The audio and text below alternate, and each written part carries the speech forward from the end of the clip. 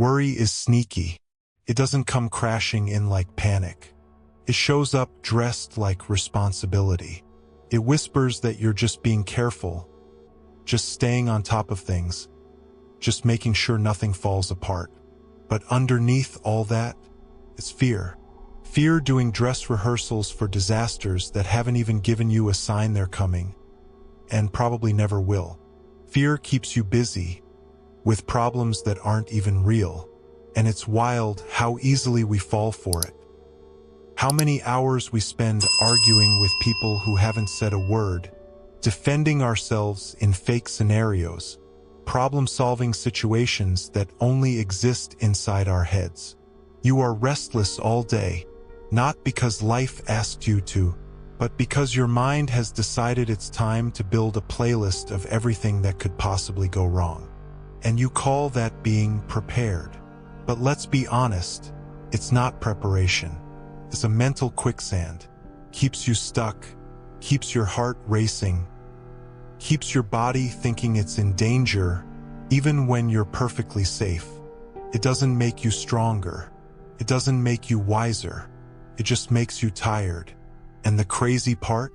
The second you give yourself even the tiniest pause, the smallest breath, you realize just how much of your energy was being drained by thoughts that didn't deserve your attention in the first place. You start to see the pattern. All the things you lost sleep over last week, almost none of them showed up. The ones that did, you handled them because when it mattered, you showed up for real life, not for the mental disaster movie playing in your head. Worry didn't help you, being present did. And here's the plot twist nobody tells you. Letting go of worry doesn't make you sloppy. It sharpens you. You stop bleeding energy into imaginary futures, and you finally bring your full focus to what's real, what's right here. And that's when everything starts to move. Not because life suddenly turned perfect, but because you're no longer living trapped inside a fear-based version of reality, and you've finally stopped making survival your default setting. And when that happens, when fear finally lets go of the wheel, that's when life starts to make space for you. Most people don't realize it, but half the time, worry is just your brain panicking in the background, desperate to feel useful. It's like having an overprotective guard dog that barks at every shadow, whether there's danger or not. Scans, it analyzes, it creates endless worst-case scenarios, as if by thinking hard enough you can somehow prevent life from throwing curveballs. But here's the truth most of us avoid. That's not control. That's an illusion. Worry makes you feel like you're doing something productive, like you're solving, planning, protecting. But really, you're stuck in a mental treadmill, running in place, exhausting yourself over problems that don't even exist yet. And the part that really stings? While you're busy drowning in imaginary disasters, real life keeps moving. Moments are happening all around you. Opportunities drift past. Connections soften. Joy sneaks in and out unnoticed, not because life is withholding them, but because worry keeps your eyes locked on everything that could go wrong. The real shift happens when you stop spiraling on, what if everything crashes and burns? And instead start asking, but what if I'm still capable of standing, even after the dust settles? That one question cracks something open, because real confidence isn't about sidestepping chaos or living some perfectly predictable life. It's built one breath at a time, by proving to yourself that you can walk through discomfort without breaking, that you can stand inside uncertainty without losing who you are.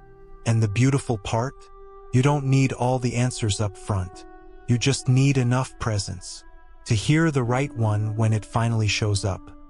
The moment you stop giving fuel to those anxious thoughts, something shifts.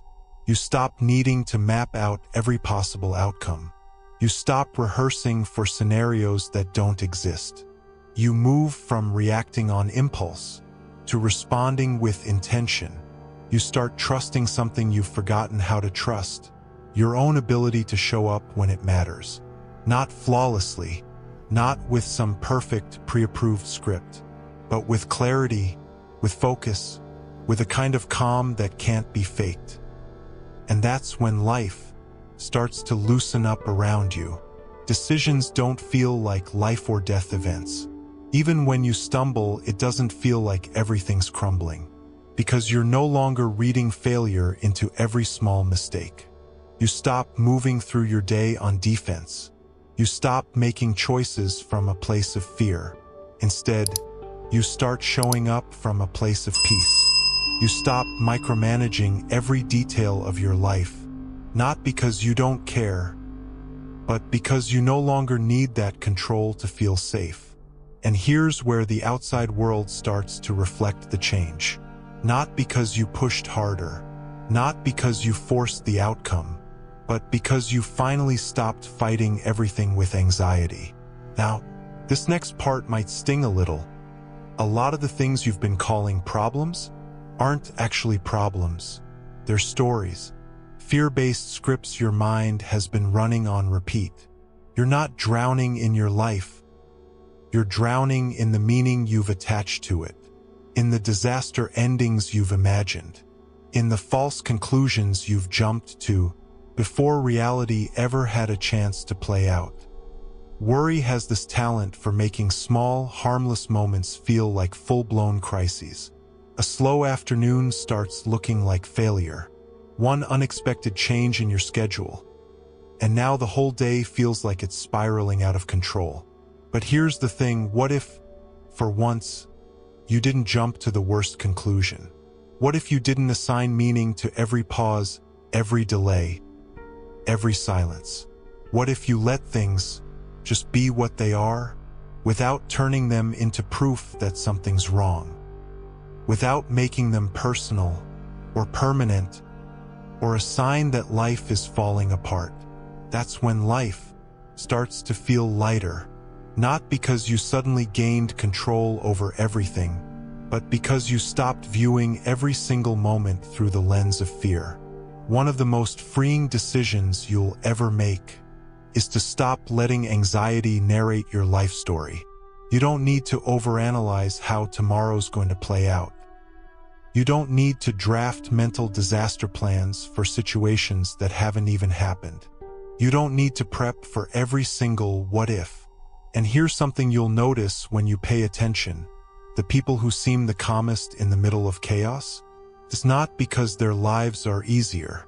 It's not because they've unlocked some secret formula for control. It's because they've stopped letting their minds build horror stories out of every unknown. They've realized something that most people miss. Worry is just the brain trying to write a script it was never supposed to direct. And here's the irony. The second you stop obsessing over what might happen next, you finally clear enough space to deal with what's actually happening now. That's where growth kicks in. That's where real alignment begins. You start showing up for moments as they arrive, not for the mental version you feared. You make cleaner decisions because fear's no longer fogging your mind. You take better care of your body because you're no longer living on emotional fumes. You show up differently for the people you care about because your head isn't spinning with doubt and guilt and endless what-if loops that never really served you anyway. The greatest lie worry sells you, that you'll feel calm after everything's fixed, after every loose end is tied, after every outcome is secured. But here's the reality. If you wait for perfection before you let yourself exhale, you'll spend your entire life holding your breath. True peace, the kind that doesn't fall apart the second life gets messy, doesn't come from controlling everything around you. It comes from detaching your emotional state from the chaos. It's built by choosing to stay present, even when nothing feels certain, by learning to sit in the middle of the unfinished, without letting it wreck your center. And this is where your whole internal landscape begins to shift. Because the second you stop letting fear run the show, you get your energy back, your creativity returns, your sense of direction sharpens.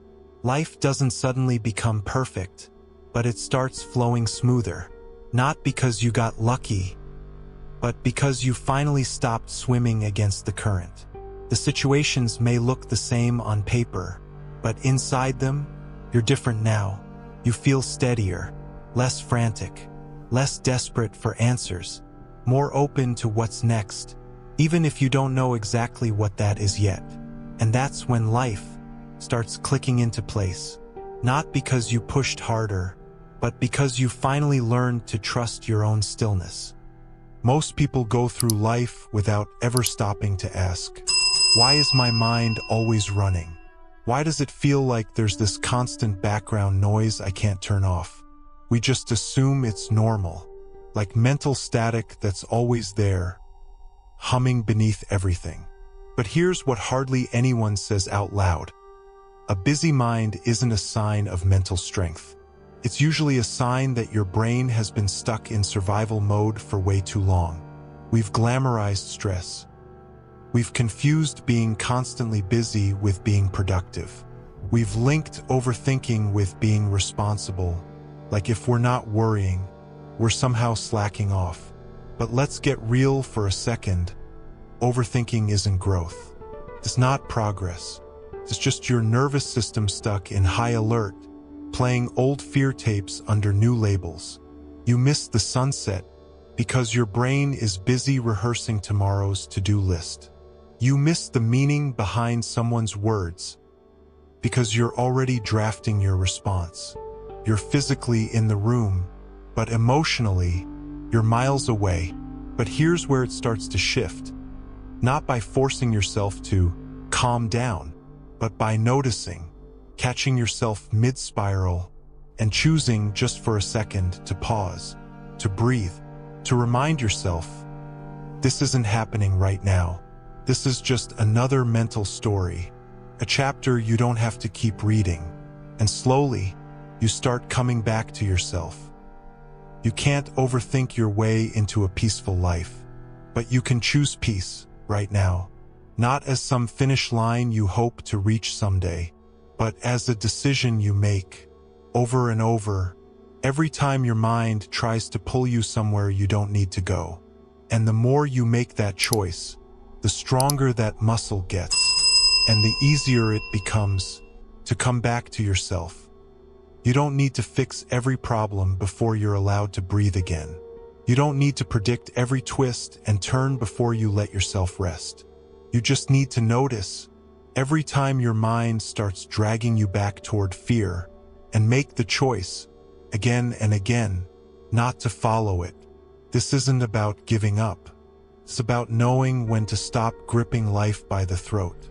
It's about moving through your day with your heart open, not hidden behind layers of armor. It's about showing up, fully present, not half checked out and panicked. Because here's the thing, the second your energy shifts, life starts responding to that. The people around you will feel it. And more importantly, you will feel it. And it's not magic. It's not some cosmic accident.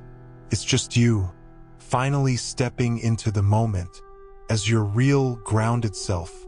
Not some hyper-edited, future-proof version of you. Not the overthinking, overplanned version. Just you, here, now, trusting that whatever shows up next, you'll handle it when it arrives. Not a second before, not a second too late. And maybe, just maybe, that's when life starts working with you, instead of feeling like one big fight. Not because every obstacle disappeared overnight, but because you finally stopped making the path harder than it had to be. If this landed at the right moment for you, if this actually spoke to something real inside you, I want you to do two things. First, hit like and subscribe to the channel. Second, drop this in the comments. Today, I choose peace over panic. Let that be your declaration. Let it be real. Write it like you mean it. And if you know someone still out here wrestling with fear, send them this video. Let's get this message in front of the people still stuck in their own mental storms. They need to hear it too.